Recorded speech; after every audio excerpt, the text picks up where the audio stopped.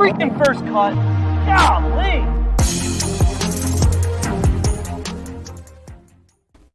Oh, welcome to the First Cut Podcast. I am Rick Gehman, and this is your recap episode for this week's RBC Heritage. And joining me to break it all down, it's Greg DuCharme. Hey, Greg.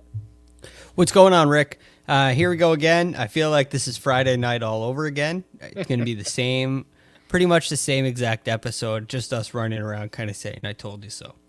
Stewart Cink, at age 47, ends a 4,074-day drought since his last PGA Tour victory. He did that in September. And he goes 217 days between this victory and his one in September at the Safeway Open. Greg, he does it with a final round 70. He ends up winning this by 4 shots over his closest chasers, Harold Varner III and Emiliano Grillo. Yeah, he dominated, but just cruised. I mean, he just cruised today, which was cool to see. It's all he had to do, and I really like that aspect about how the way that he played this round. And this is the advantage when you get into a Sunday round with this kind of a lead. This is why shooting 69 on Saturday, which, Rick, you and I didn't talk about. We talked after he shot back-to-back 63s. And, of course, the tournament looks over then. But this is why you have a good round on Saturday, and this is exactly why. You put so much pressure on these guys to make comebacks, and they have to make really big charges.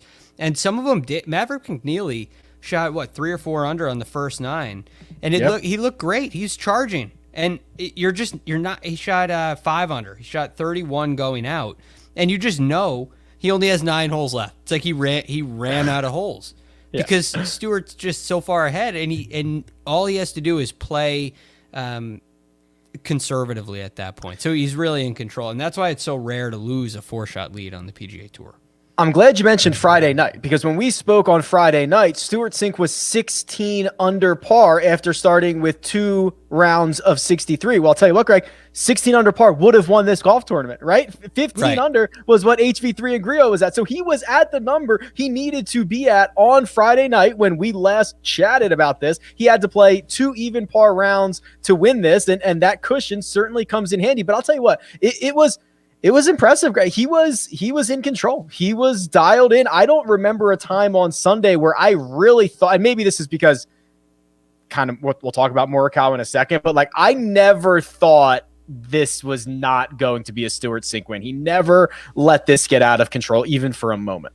Well, again, we talked about this earlier in the week, I think on Friday. It may have been on Thursday. But on Friday, we talked about the advantage that he had of his experience and with having his son on the bag, having his whole family at the event, I think was very important. It kept things simple. They were able to stick to the task. They were able to stay relaxed. They were able to stay calm. And you never got that sense of, okay, this is...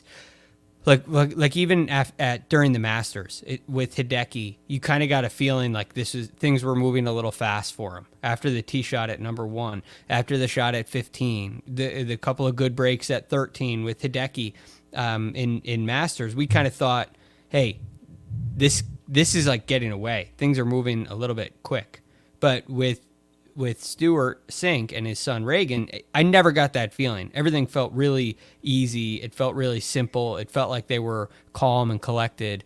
And that's part of the reason why he never felt like it was in jeopardy. As we record this, he's going through the trophy ceremony, everything like that. And he has given us an all-time photo here, Greg. Producer Jacob, I think, is going to pull this up here if you're watching on YouTube. Hopefully, I have not surprised him with this request. Maybe I have. The story, while we pull this up, the story around Stewart Cink is certainly going to be longevity, Greg. He is 47 years old. Here it is. There we go. I vamped long enough. Look at this. Look at this guy. Oh, he doesn't have the tartan jacket on yet, though. This is just the trophy. Just the trophy. Jacket's coming soon. Jacket coming soon. So, that is quite a face. Yeah.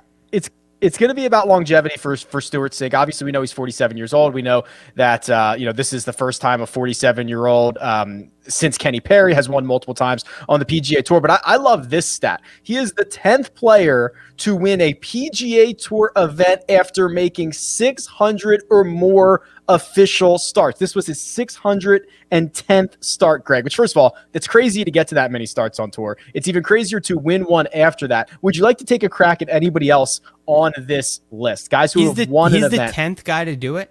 I was stunned that there were that many, yes. Oh, okay. So Sam Snead would come to, although I don't know if he even played. He's not. I don't think he played enough. He's not on the list. Not enough. Because he was in that strange time where the tour, he played a lot before the tour even was officially the tour. Yeah. Okay. So Sam Snead's out. So I would guess Vijay Singh would be a guy on my list. No. Really? Yeah. That's I'm telling you, this shocking. is a really great stat. Like, I love this list. It's so good. Would Phil Mickelson be on the list? He would not be. Wow. Isn't this crazy? I know. This is amazing. So guys that are 40, is Jim Furyk on the list? Nope. Wow. All right, let me give you one. Yeah, I'll give you one. I got to get the one. The most recent, in his 602nd start, he just did it in Bermuda last year, was Brian Gay. I'm speechless.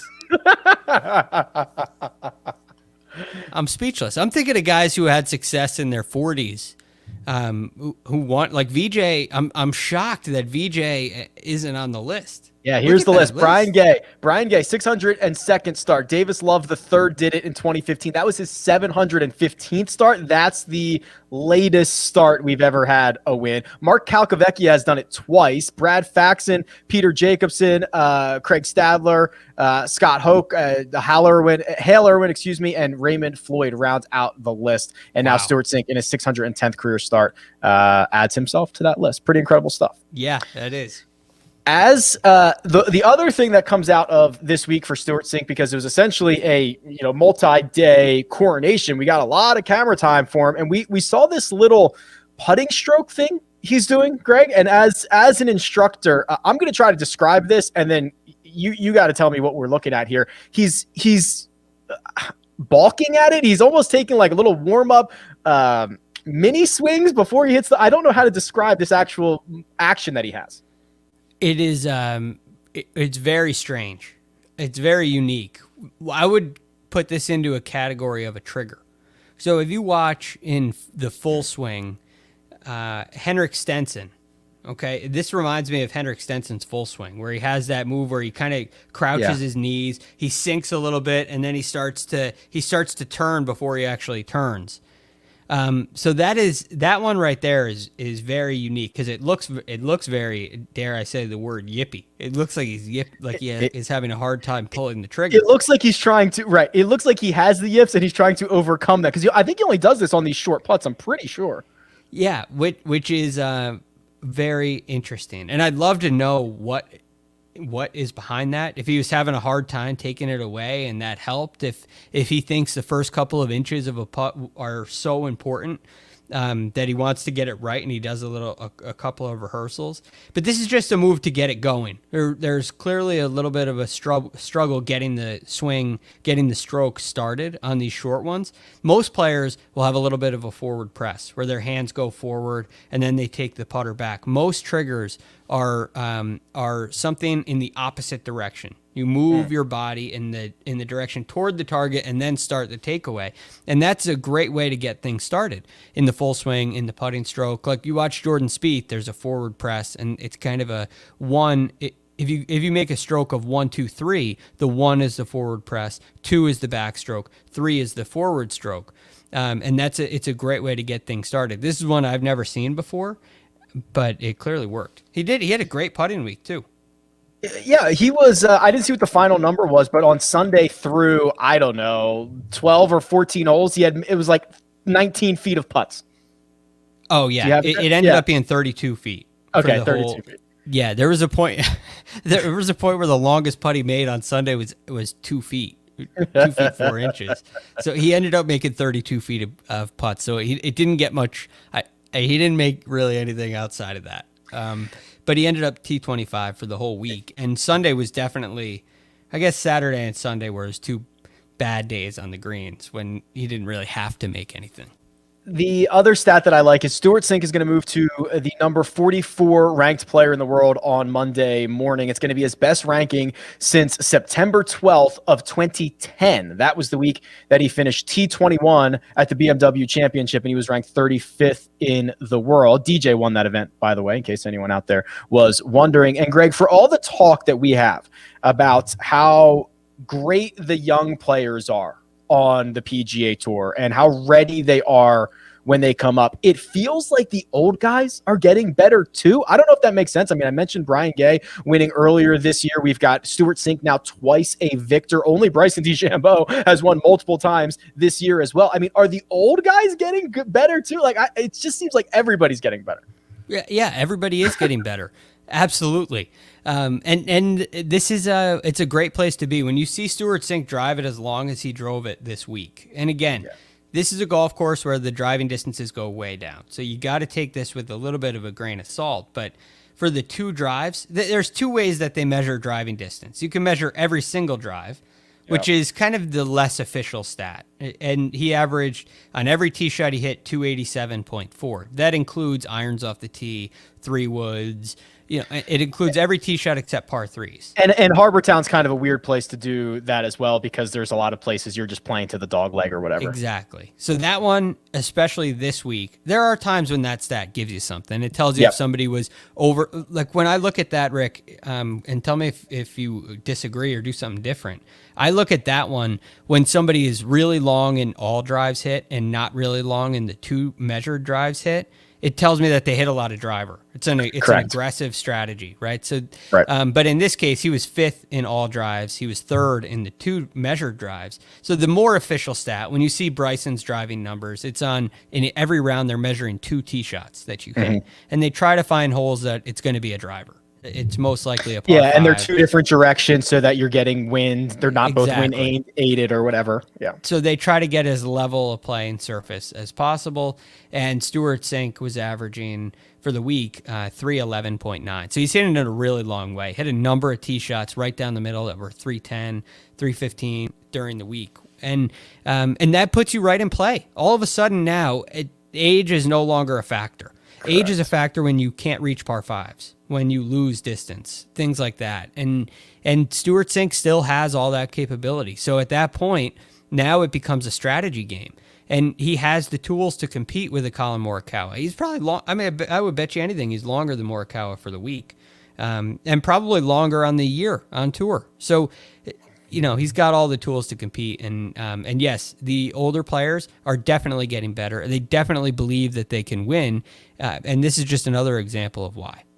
Yeah, and we talked about this on Monday when we did the DFS preview. I was stunned with how long Stewart Cink was. He's 29th on tour in driving distance this season. He's ahead of Tony Finau, who we say is a bomber. Right? Like we say he's a bomber. Colin Morikawa, to your point, Greg, he ranks 131st this season in that stat. Not even close.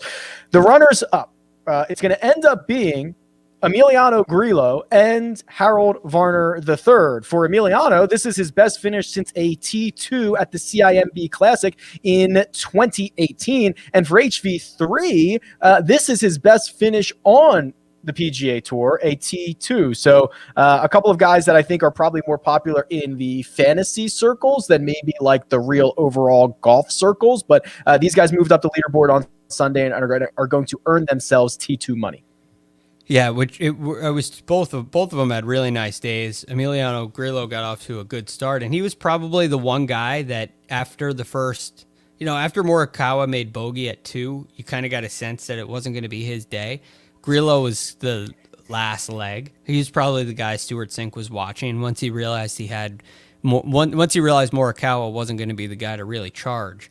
That was probably the next guy he was circling. I found it really interesting. At one point, you had HV3 moving up the leaderboard, who hit his opening tee shot out of bounds today, by the way. Yes, he did. and Stewart Cink hit his first tee shot of the tournament into the water. So I find that quite interesting. Amazing. Guys in first and second did that. But anyway, you had Varner, you had Grillo, you had Connors, and you had Morikawa all stacked up on the leaderboard right behind Stewart Cink, and it was Team No Putt. And I was looking at it and say, which one of these guys is going to be able to who's going to charge? because they're hitting great shots. They're hitting it on the greens, but they're just not getting hot with the putter right now, and they're not filling it up on the greens, and it's going to be really hard for anyone to come back. So really nice performances from Varner and Grillo. I think it spoke to what kind of player does really well at this golf course, which is really solid iron play, and they were solid around the greens too. I mean, Varner was 6th strokes gained putting for the week, so a really nice putting week for him. But he's in that team no putt category to me. It's certainly true there. Okay, it's time. The curious case of Colin Morikawa on Sunday. Let me set the table for you. You know, he entered the final round a tiny hair better than Stewart Cink in strokes gained tee to green. He led the field in strokes gained tee to green through 3 rounds. We were setting up. This was the only guy who could probably chase down Stewart Cink without a Stewart Cink implosion. He goes out and he birdies number 1, Greg, and cuts immediately into the lead. He cuts it to 4, and I'm thinking, oh, baby, here we go. It's about to happen. And then Morikawa bogeys number 2. That's the easiest hole on the course. He missed a 4-footer for par. He misses another short one on number 4. That one was 3 feet 6 inches. And there was just no vibes out there for Morikawa all day. I think that statistically, it is not going to be one of his worst rounds ever. He lost nearly 2 strokes to the field. It was bad, but it's not going to be one of his worst. But it felt worse than that, Greg. I mean, the putts never looked close. He laid up on 9 and hit it into the pine straw, which is like devastating. There was nothing. There was just no juice at all. You need momentum to really make a charge. Like it's one of those things when you just feel like you got nothing and there's no way you can make a birdie, and it comes from short putts. Like you miss the putt that he missed at number 2, and all of a sudden it feels really hard. Like I have to hole it to make a birdie. It's really hard, and it puts pressure on every other part of your game. It may not on Thursday, it may not on Friday, it may not on Saturday, but when you're 4 or 5 shots back, the way he was chasing Stewart Cink, you feel like you got to get going. Like you can't wait for him to make a mistake.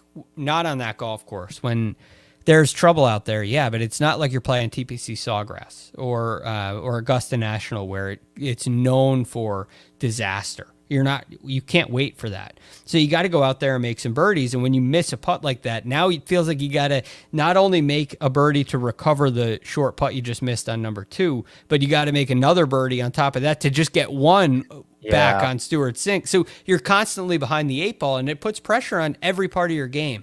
And as holes go by, and you hit a bad shot, you hit another, it's just not quite there, not quite close enough for birdie. The putt doesn't have the right speed to it. Now you feel like you just have nothing, and there's no way that you can come back, and it gets hard to focus. I like the idea of, I don't like the idea of that. I feel bad about that, but like the idea if you're missing short putts, the pressure that it puts on the rest of your game. And I think the best illustration of that for Morikawa on Sunday is when he hits his approach on the par 5 5th into the greenside bunker. And he's already missed 2 short putts. This is a pretty straightforward shot, Greg. I mean, this is a lot of green to work with. He is a professional. We have seen him dazzle out of the sands before, and he can't even get it to hold the green. He doesn't fly it over the top. It lands on it, rolls off the back. And I'm wondering if that's a situation where he's got those 2 short missed putts in his brain and he's trying to be perfect. He's trying to not get dead. He either misses it a groove or misses his spot or whatever happens. And that's putting pressure on the rest of your game. Right. You're in that sense, you're in that space where you feel like you have to make it happen. You're not allowing it to come to you. Which at the PGA Championship, when he won, he was allowing it to come to him. When he won it at Concession, he was allowing it to come to him. And a great example is what he did on 16. He got to 16 or 14. We'll go back to the PGA Championship on hole 14, and he has that, and he says, "This is very makeable." He gets up to it and he looks at it and he says, "Yeah, I like this shot." And that happened because that's just what happened when he got there. It wasn't okay, I got to make one now. And I forced it. It wasn't like, and then he gets up to 16. Their plan is to lay up all week. And he says, this is just a perfect driver. It's perfect. Let's hit it. Why not? And it's a completely different attitude than, okay, I'm 2 back. I need to make an eagle here. Then I got to go birdie, birdie, birdie. And then I'll be within 1 or whatever, however you want it. You're not playing that game. You're just playing the shot at hand. And it's called the zone, and it's not an easy place to get to. And he wasn't able to get there today. I don't hold anything against it. I do think the putter is something he's got to work on, because that gets you out of the zone in an instant. When you've done what you're supposed to do and you're not able to seal the deal, that's frustrating. So he's got to figure that out, but I think he will. It's also much more devastating when he's so dialed in with the rest of his game, right? When this guy's constantly putting himself to 8, 10, 12, 16 feet, whatever, and he's just coughing up strokes with the flat stick, whether he's not making the 50-50 ones, right? We know it's only 50% when you're at 8 feet, whether he's just constantly missing those or whether he's missing the 3 or 4 footers. Like, it just must be even more frustrating when you're doing it more often because you're putting yourself in that position more often. What can I do? That's the question. You start, what do I have to do to make a birdie? What can I do? And it is concern. I think this is a little bit of what happened with Rory McIlroy. Feels like, okay, I have to be so perfect with my approach game. And then you force it a little bit and you don't let it come to you, and you feel like you need to force birdies, and they become much harder to gain. I mean, he lost, Rick, after round 1, 1.6, 1.9, and nearly 1.3 on the greens than the remaining 3 days. And that's exhausting.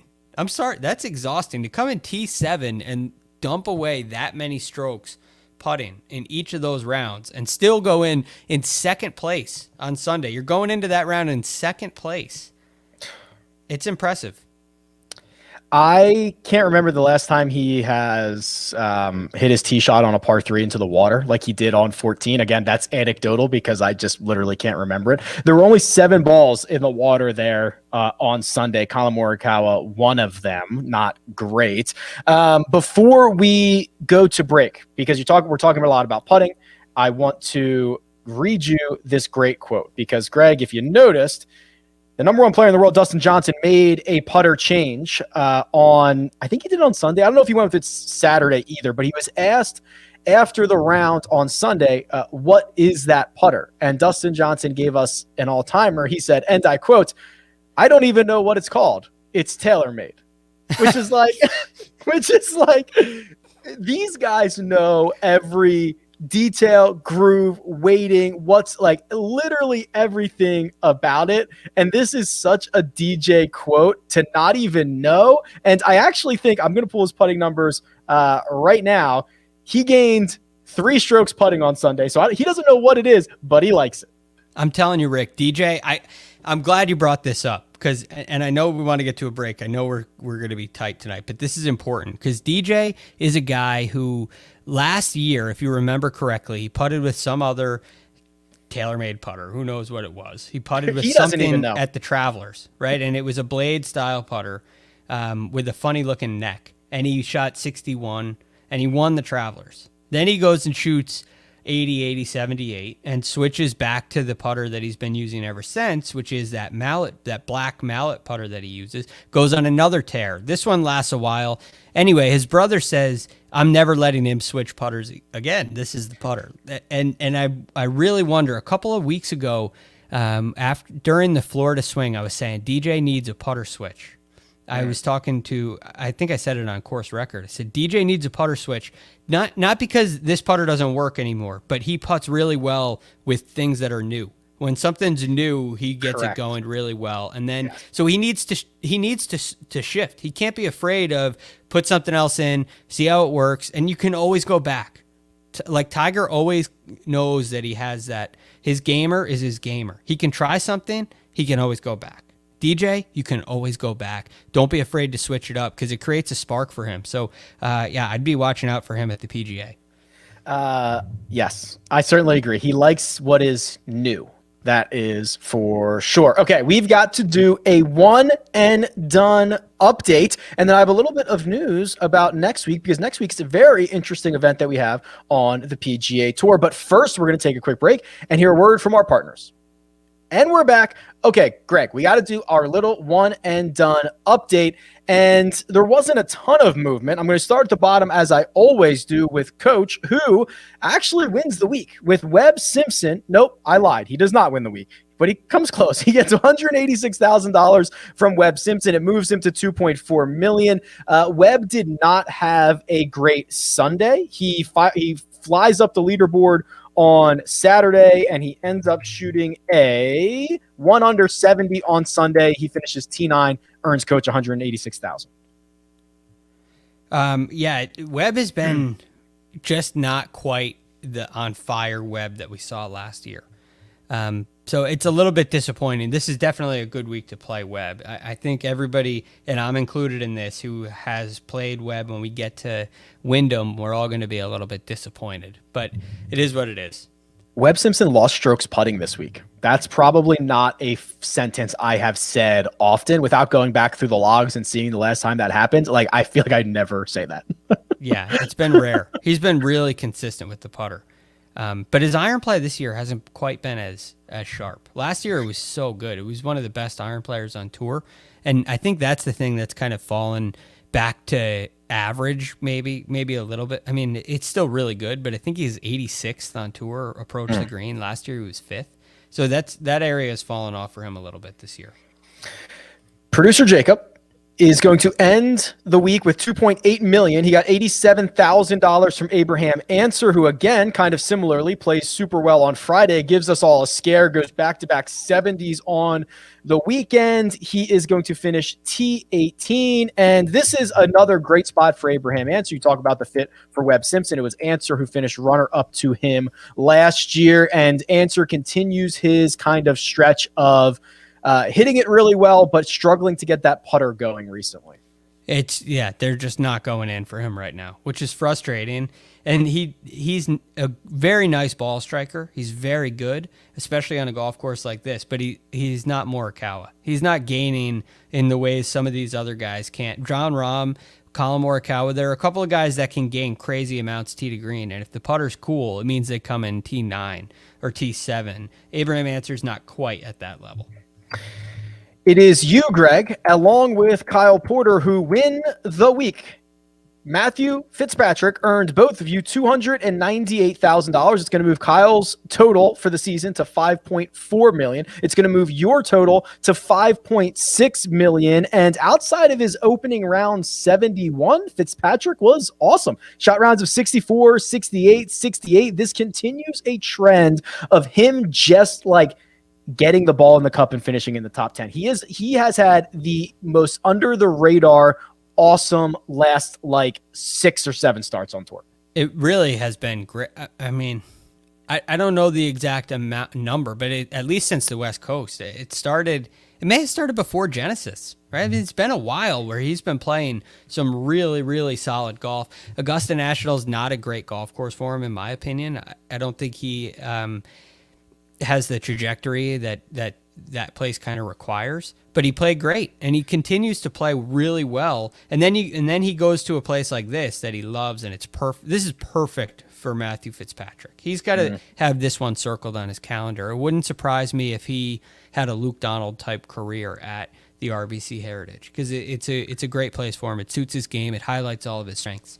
So it was nice to get a T4 out of him. At the beginning of the year, if he said you're going to take Matt Fitzpatrick once and you're going to get a T4, I would definitely take that at the beginning. Yeah, if you're going to get $300,000 out of Matt Fitzpatrick, you take it and run. This goes back even further than that. So I'll say it goes back to Dubai. He won the DP World Tour in Europe one of the last weeks of 2020. He then took 5 or 6 weeks off. He missed the cut in Dubai. Then he had a top 20 at the Omega. He had a T5 at Genesis, a T11 at the Workday, a T10 at API, a T9 at the Players. He almost made it out of his group, I believe, in the match play, but did not. And then he finished T34 at the Masters, not a great fit for him. And then this T4 here. I mean, that's about as good as you can get without a victory. I mean, I guess he had a European Tour victory.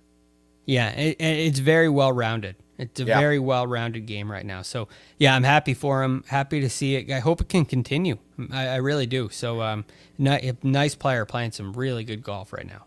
Mark gets 87,000 from Matt Kuchar to move his season-long total to 6.5 million. Kuchar was rolling along. We know he's had a lot of success at this place. He was even rolling along a bit on Sunday until he got to the 14th tee, and he was not one of these guys to hit the ball in the water, but he still found a way to make a double. He's going to finish T18, and he's going to earn Mark 87K. Yeah, it's more than I'd like to see Mark make, but yeah, but I'm sure he's a little disappointed. When you're playing Matt Kuchar in that spot, you're expecting him to have a great week because he is in good form and loves the golf course. So it's probably a little disappointing for Mark, but I think the rest of us are not too disappointed.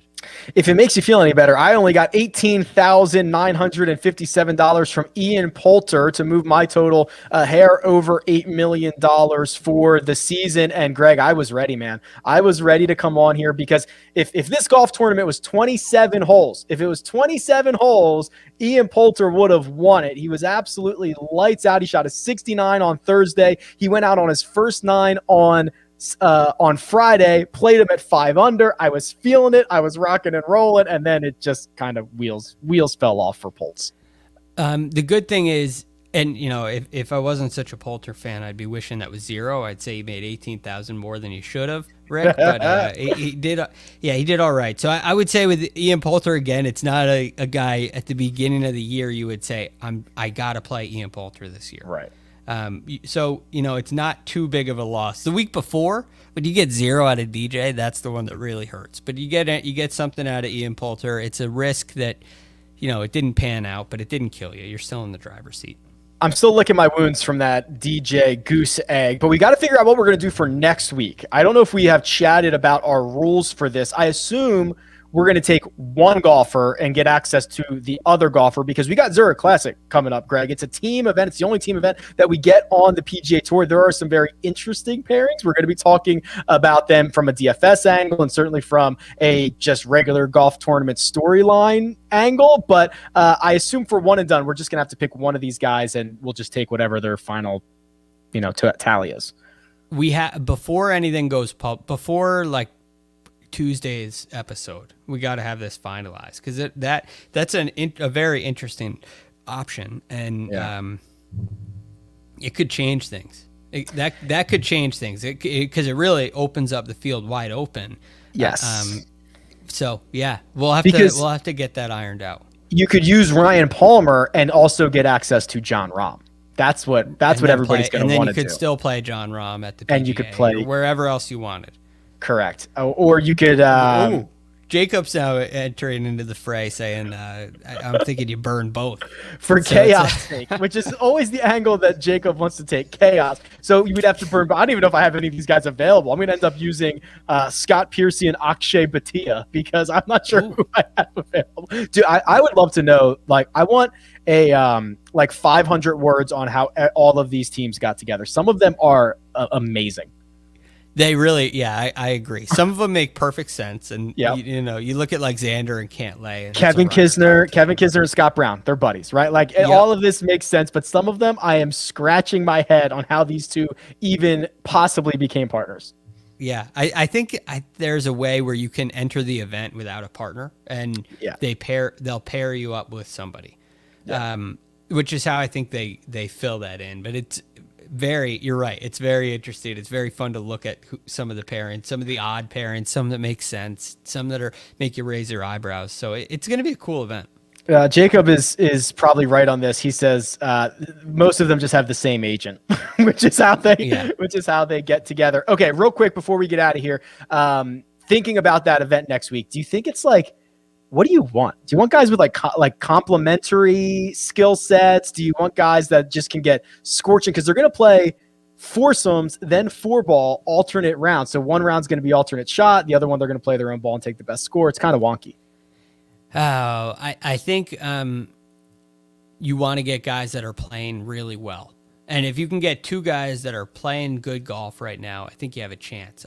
I'm not thinking that while alternate shot is important, to some degree, you're talking about playing 2 rounds of that. So it's not as I need an accurate driver. I need a guy who's really accurate. Right? You need I don't look at it that way. I think you need two guys that are playing some really good golf that can feed off of one another. I'd like them to be friends. I don't think I want Akshay and who's Akshay playing with? Scott Piercy. Yeah, I don't think I'm looking at that team circling it as talented as both of those guys are.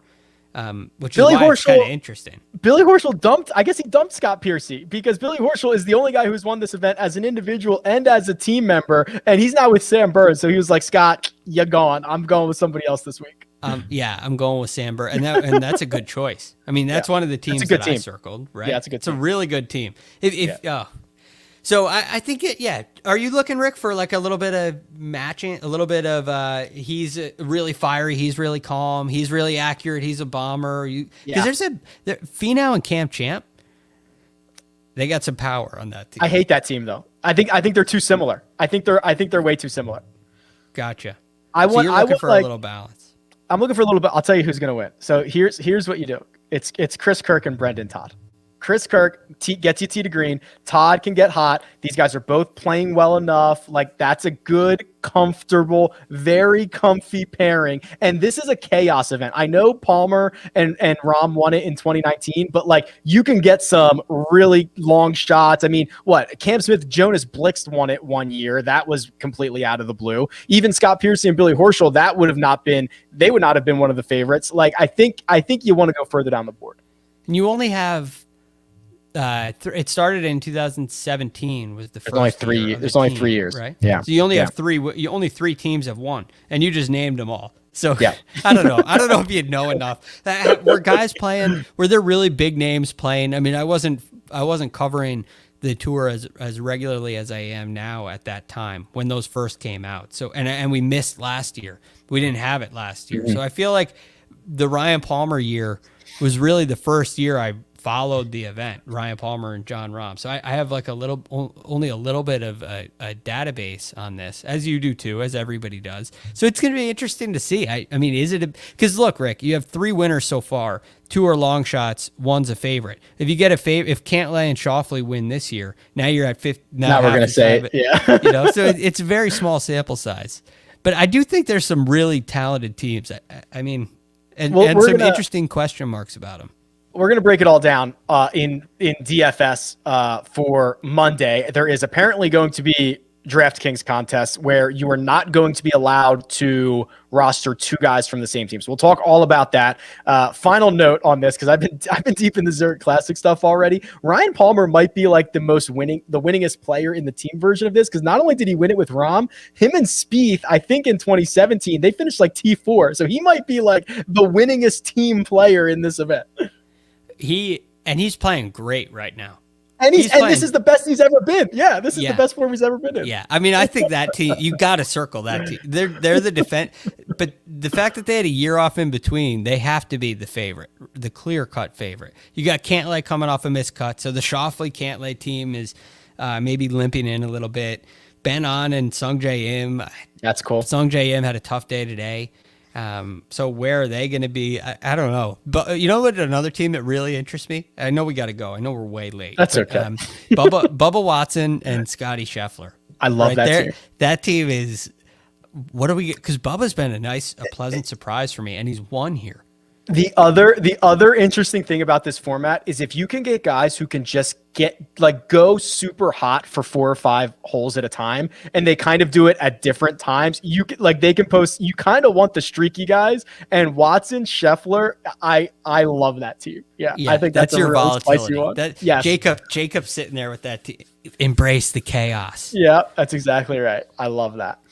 All right, obviously, I'm excited and ready for Zurich Classic. We're going to break it down for DFS on Monday. Greg will be back for that along with Sia Najad. But for now, let me thank producer Jacob doing all the hard work behind the scenes. Let me thank Greg DuCharme, who you can find on Twitter at @TheRealGFD. You can find me at RickRunGood. This has been The First Cut, and we'll catch you next.